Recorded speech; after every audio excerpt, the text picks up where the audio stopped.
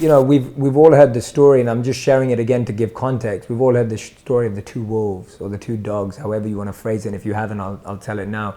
It's the story of how inside of us there are two dogs, two wolves, and they're fighting for supremacy.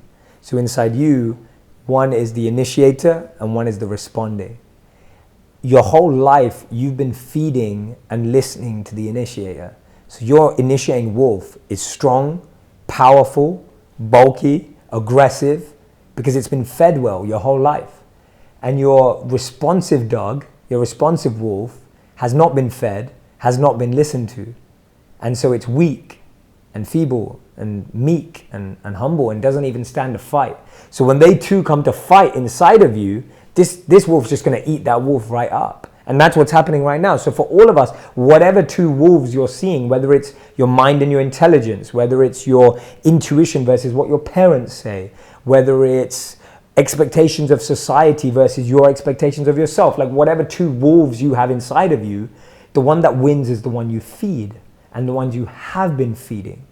Now, if you're at a point where you are and where I am and where all of us are in different scenarios of our life, where we're trying to shift and start feeding the other one, it's hard because the other one's just been fed more. It's stronger. It's able to push you. It's able to dictate you.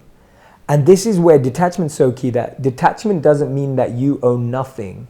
Detachment means that nothing owns you. And most of us have become owned by our darker wolves. Most of us have become owned by the self that we don't want. So that conditioning has been drawn up. The only way to break it is to disrupt the pattern, to really break that. It has to be, and this is why I talk to people about immersive experiences.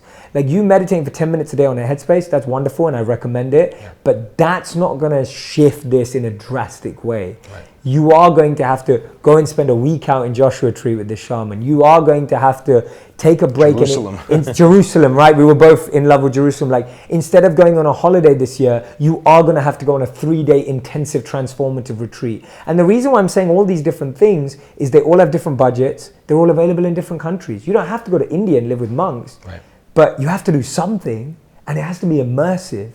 Because when you get immersed in something, then you're giving something the power to break your pattern. Right, powerful. Yeah, and it just really took me on an internal journey of overcoming fear, overcoming greed, and always recognizing that you can always go that one step above, and recognizing that you don't, you know, as soon as you think you've figured it out, recognize that you haven't, and that there can be another level.